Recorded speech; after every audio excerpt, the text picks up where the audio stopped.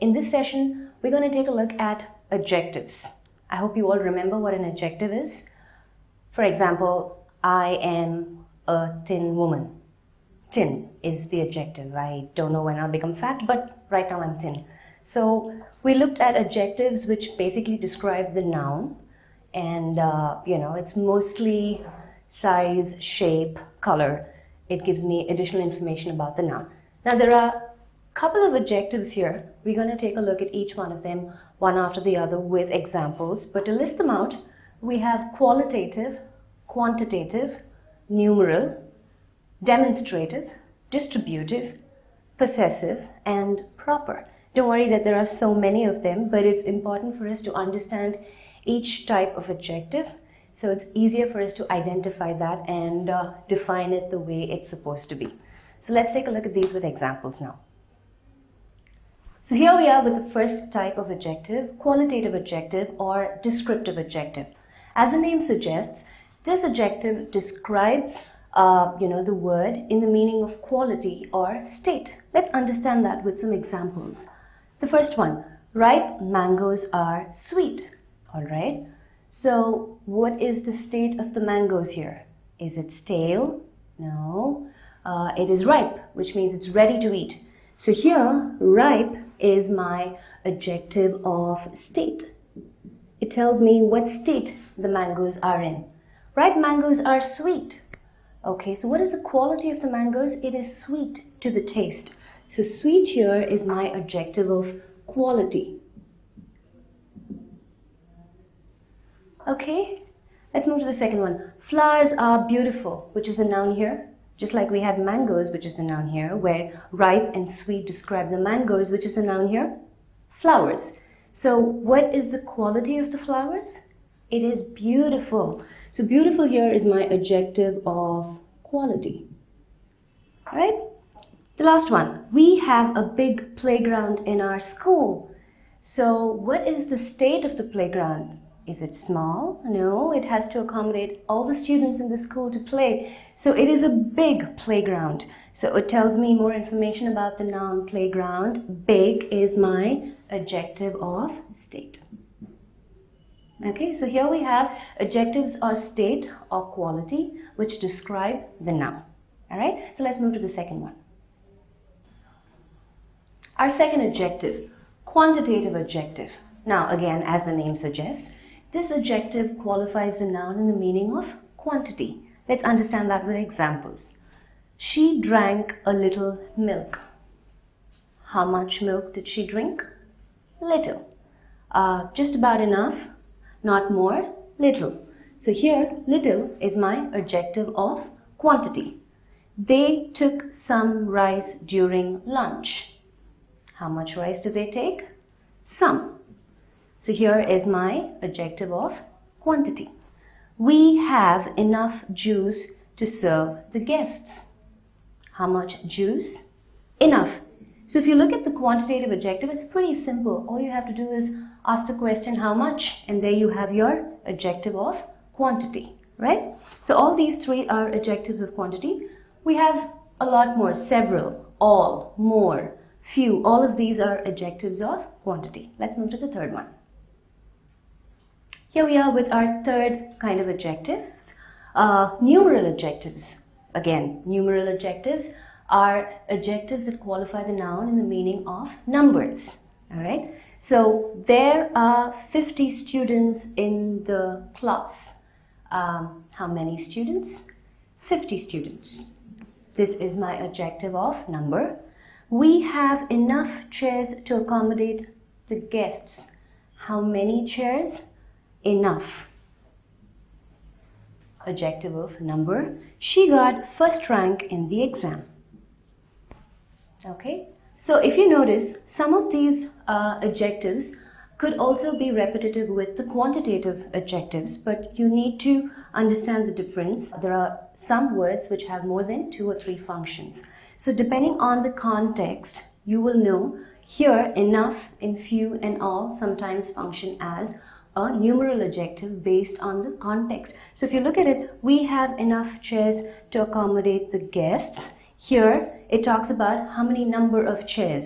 So here it is number. But in the previous example for the quantitative objective, we saw we have enough juice to serve the guests. There, you can't count the juice. Clear? Alright, let's move to the next one. Alright, our next type of objective is the demonstrative objective. Now, demonstrative objectives not only qualify the nouns, but they particularly point out to the nouns that they qualify. Let's have a look at these examples. We live in a house is a general statement. But if I change that to we live in this house. So this here becomes my demonstrative objective, particularly pointing to which house? This one, this house. So this is my demonstrative objective here. Let's move to the next one. They go to college every day. Again, is a normal statement. But if I say they go to that college every day. So that here again particularly points out to which college? That college. Let's look at the third one. Say the same thing twice again. Which is the noun here? Thing.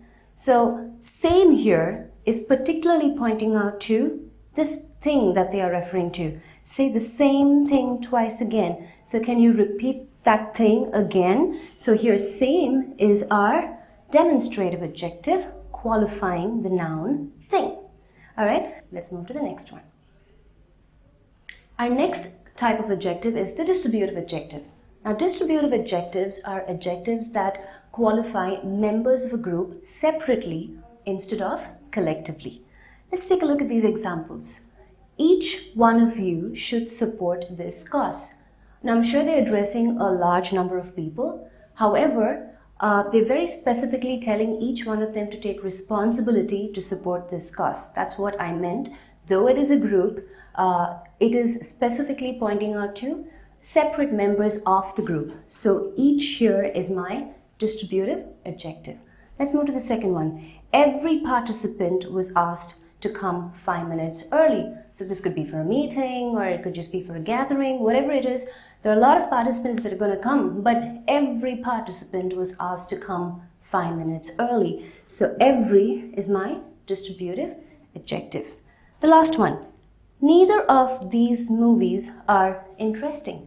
Here, obviously, I'm comparing more than one movie, right? So again, it is addressing one particular movie at a time. So neither this movie or that movie is interesting for me, or neither these movies or those movies are interesting for me. So neither here again is my distributive objective. So either, neither, every, each, all of these are distributive objectives.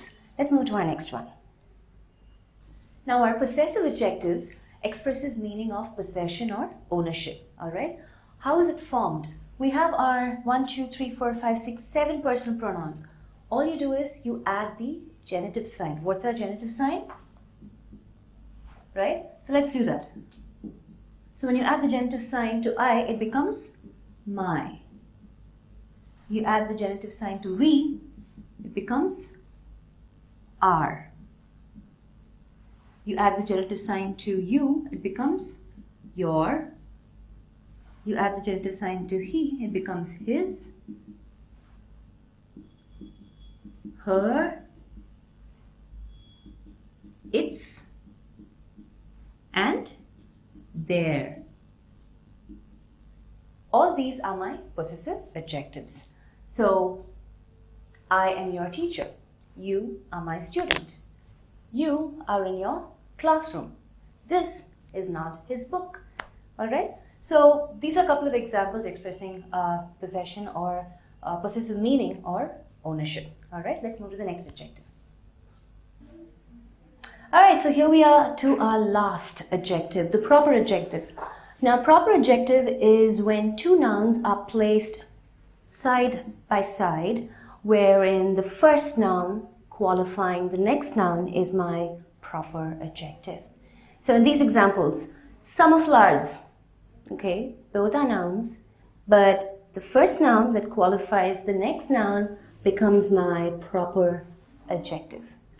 City streets, but the first noun qualifying the next noun is my proper adjective. college students. The first noun, qualifying students, is my proper noun. And the last one, American University. Same thing.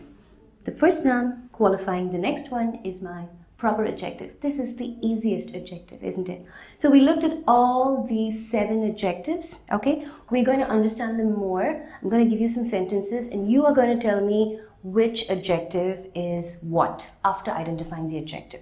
Alright, let's get to it.